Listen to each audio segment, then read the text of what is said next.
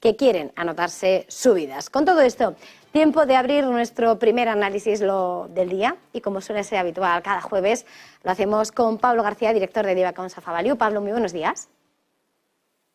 Hola, buenos días, Eva. Bueno, llegamos sin grandes visos de luz, sin grandes novedades en torno al techo de deuda, salvo que no haya acuerdo y salvo que Fitch ya llama a lo que es la calificación que hay que vigilar ya, poner en tono negativo porque el bipartidismo vence frente a la urgencia. ¿Cómo estás viendo ese escenario, esa tensión en torno al techo de deuda en Estados Unidos?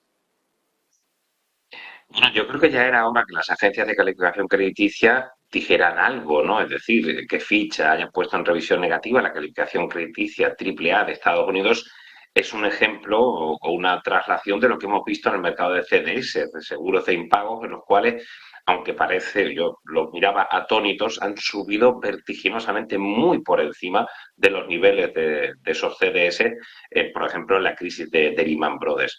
La verdad es que los inversores se están mostrando más nerviosos, ¿no? Hay varios factores, ¿no?, bien conocidos, no solo son las negociaciones del techo de la deuda, esas kafkianas reuniones entre Kevin McCarthy y su equipo y Joe Biden, sino también, bueno, esa falta de visibilidad sobre el pivote de los tipos que ayer vimos en las actas de la Reserva Federal, de la última reunión.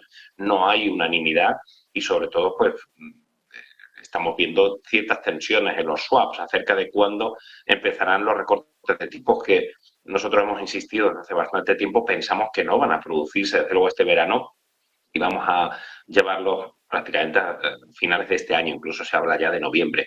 Pero también incluso los niveles de mantenimiento o el mantenimiento de los niveles de consumo que hemos visto hasta ahora y que han hecho que los resultados empresariales hayan sido extraordinarios, muy superiores a lo que estábamos esperando, pero que parece, y ya hemos visto algunos atisbos de nerviosismo en el sector lujo, por ejemplo, podrían no mantenerse tanto el nivel de consumo tan importante como representa más de 2/3 del PIB de las economías desarrolladas, sino también incluso a nivel de márgenes. Así que no solo es el techo de la deuda, pero sí es una cierta tonía, porque hemos visto caer al oro, caer al Bitcoin, caer a los grandes índices, sobre todo viendo cómo el Dow Jones está ya en negativo year to date y como bien habéis comentado, como el Hansen se desploma un 5,5% en lo que llamamos de ejercicio. La verdad es que llama un poco la atención todo este nerviosismo. Quizá un poco la espoleta es este tema de la negociación entre demócratas y republicanos, pero que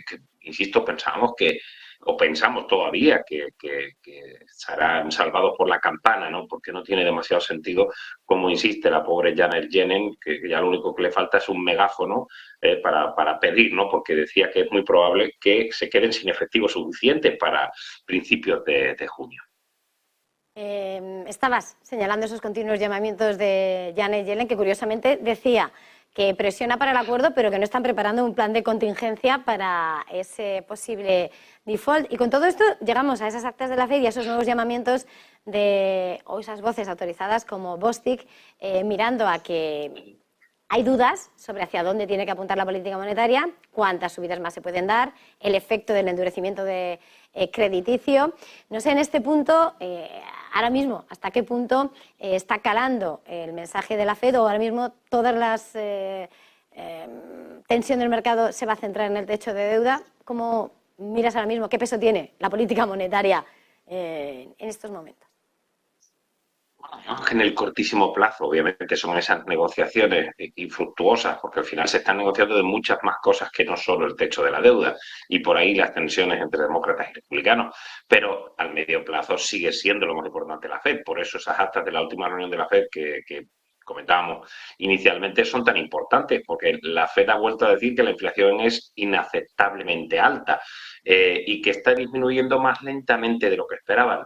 Eso es un aviso a los hawkish, como hemos escuchado al señor incluso Jimmy Dimon, el CEO de JP Morgan, o también al señor Bullard, el presidente de la Reserva Federal de San Luis, que decían que posiblemente tengamos 2 subidas de 25 puntos básicos más por delante. Eso choca con el optimismo del mercado que está esperando ese pivote.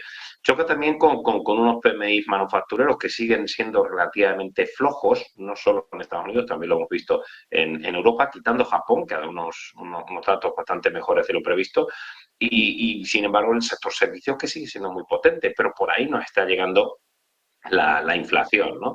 La verdad es que es complicado poner el cascabel al gato sobre por dónde irán los tipos, ¿no? Pero lo previsible o nuestro escenario central en Divacón Salfavario es que vamos a tener unas subidas de tipos como mínimo de 25 puntos básicos y que lo más relevante es que, y además lo ha comentado la FED, o sea, no hace falta hacer especulaciones al respecto.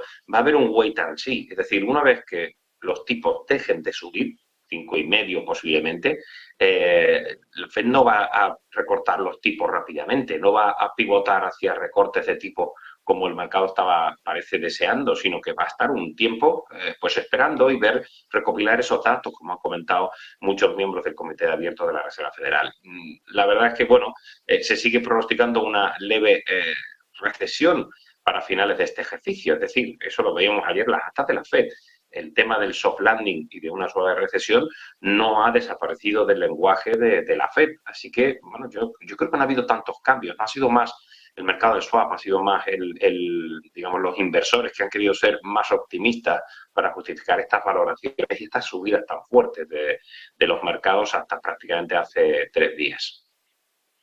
En ese contexto y mirando lo que pasa siempre al otro lado del Atlántico, pero aquí en la vieja Europa, ayer que por cierto celebrábamos ese aniversario, ¿no?, en el Banco Central Europeo, 25 años, escuchábamos a distintas figuras hablar, por supuesto a Lagarde, reiterando de nuevo la importancia de batir a la inflación y hablando también de políticas fiscales y de responsabilidad, de más poder para el Banco Central Europeo, porque claro, la partida no se disputa de la misma manera, si aún así un gobierno no siempre está de la mano del Banco Central, cuando son muchos gobiernos todavía es más ardua la tarea.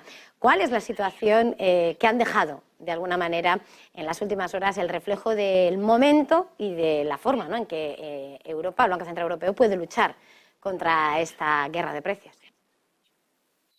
Yo creo que aquí en Europa las cosas están algo más claras respecto a que las subidas de tipos no se han pausado. Bueno, quizás sí se han pausado, ya no son 50 puntos básicos, son 25, pero la inflación de la eurozona sigue en el 7%, la subyacente en el 5,6%, tipo 3,75%, y sobre todo Alemania está por arriba del 7%, en el 7,2%. Ya no miramos que ya no son miembros de la Unión Europea y no lo fueron de la monetaria el Reino Unido, que marcó una inflación mucho peor de lo previsto, 8,7%. Digo esto porque al final los alimentos, todos los productos que digamos entran ya a la inflación, también el Reino Unido tiene mucho que decirnos al respecto.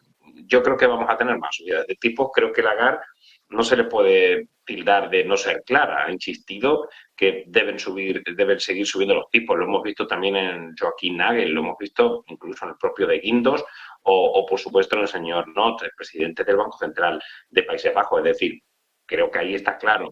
Y eso podría llevarnos pues otra vez a una pequeña apreciación del euro, ¿no?, como lo hemos tenido hasta hace muy poco, por arriba de 1,10 y perjudicar obviamente a las exportadoras europeas. Yo creo que vamos a tener, pero todo va a ser en función de cómo consigamos despegarnos, como dicen los americanos, esa inflación pegajosa que sigue siéndolo. Y insisto, yo creo que los inversores hemos vendido la piel del oso antes de cazarlo, ¿no? Hemos sido muy optimistas con esa desinflación, con esa desinflación, y que incluso Estados Unidos, con una tasa del 4,9% en abril, reconoce que la subyacente está por arriba, en el 5,5%, y eso les preocupa y les inquieta. Aquí en Europa yo creo que vamos a tener otra subida de tipos en junio, pero van a ser más leves, de nuevo de 25 puntos básicos, y bueno, pues la realidad, Eva, es que estamos cerca de cerrar el ciclo de subidas de tipos, pero lo que insisto, yo no tengo claro para nada en Europa. Bueno, sí que, insisto, lo ha dicho el Banco Central Europeo, no esperemos recortes de tipos para 2023 en absoluto, lo han comentado varios miembros del BCE, así que bueno, nos queda apretarnos un poco el cinturón.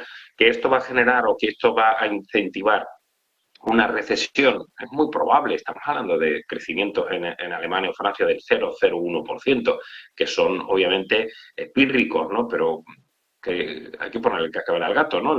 Subimos los tipos o intentamos no frenar la economía con una inflación que al final nos va a ir comiendo día a día nuestra capacidad de compra, ¿no? La situación es compleja y esto es lo que debe reflejarse en el mercado para el segundo semestre, ¿no? Estas inquietudes yo creo que van a hacer que los mercados estén algo más nerviosos, abriendo y cerrando, esperemos un paréntesis con las negociaciones del techo de la deuda. Pablo, no querría terminar porque sé que desde Diva con Safa Value habéis tenido una jornada intensa, casi como los de la negociación del techo de deuda, pero con más claridad de unión, porque acabáis de presentar vuestra estrategia. Yo quería que nos desvelases aquí en Negocios Televisión por dónde pasa.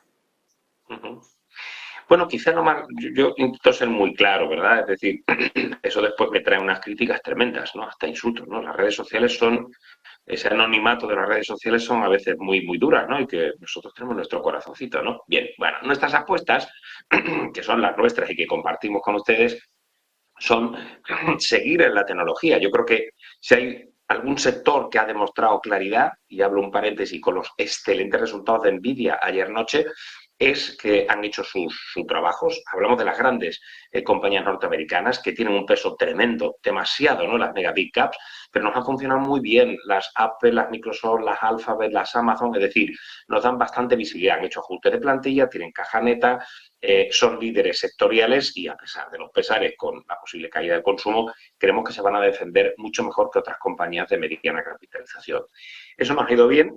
Creo que el ciclo tiene cosas que han sido bastante razonables. Es decir, hemos insistido mucho que no entendíamos el rebote inicial al principio del ejercicio de las inmobiliarias, subidas de tipos de interés. Ojo, en Estados Unidos, los tipos a 30 años han vuelto al 7%. Es un aviso navegante de que la situación del mercado inmobiliario norteamericana no está en absoluto resuelta. Por lo tanto, fuera de inmobiliarias y los cíclicos pesados, era normal que metales, minas, petróleos tuvieran un comportamiento por debajo del resto de los sectores, ¿no? Llegará el momento que tengamos que posicionarnos ahí. Somos muy contrarias con el tema del consumo, es decir, creo que retailers, autos e incluso en menor medida esas compañías de lujo que lo han hecho también, bueno, pues el listón se les ha puesto muy alto de cara a poder batir de nuevo las expectativas en cuanto a resultados empresariales. Hablamos de los márgenes y hablamos también de que en el mix volumen-precio han sido los precios, el volumen no está tirando con tanta fuerza y eso puede, digamos, retroceder en el segundo semestre. Y sin embargo, bueno, hemos tenido algunas compañías industriales que nos han funcionado bien y defensivos. La verdad es que el sector pharma, telecoms y el sector utilities han funcionado relativamente bien, ¿no? Así que, bueno, eso es y quizá lo más complejo sería analizar el sector financiero, Eva, porque bancos y seguros lo han hecho mal. Tenemos todavía ese question mark, esa duda sobre la repercusión de una crisis quizá no terminada en los bancos regionales, porque la crisis de depósitos no ha terminado, y nuestra posición es bastante más neutral. Hemos jugado a grandes compañías como JP Morgan, un BNP, en el sector bancario, pero seguimos estando infraponderados en el sector. Así que esa es una visión un poquito más amarrategui, un poquito una visión más defensiva, esperando esa mayor visibilidad para el segundo semestre, pero siendo muy conservadores, ¿no? Y sin embargo, bueno, uno puede decir, no son ustedes tan conservadores porque están apostando por la tecnología. Lo hicimos cuando el Nasdaq estaba en negativo y la verdad que ha funcionado francamente bien, ¿no? Quizás ha sido el mayor acierto apostar por esa tecnología, evitando un poco la rama de semiconductores. Yo creo que la crisis comercial que tuvimos antes del COVID es una crisis comercial, una crisis tecnológica, es decir, una guerra comercial tecnológica que se inició y que parece que incluso se está incrementando después del episodio de Micron. Así que bueno, esas son un poco las pinceladas y los fondos que estamos asesorando, pues cualquiera que esté interesado puede ir a divacon.com y nos pregunta. Pues Pablo García, director de Diva con Safa Value, gracias como siempre por este tiempo de análisis, sobre todo el más madrugador. Feliz jornada, feliz negocio. Igualmente, gracias, Eva. Y nosotros antes de continuar tenemos que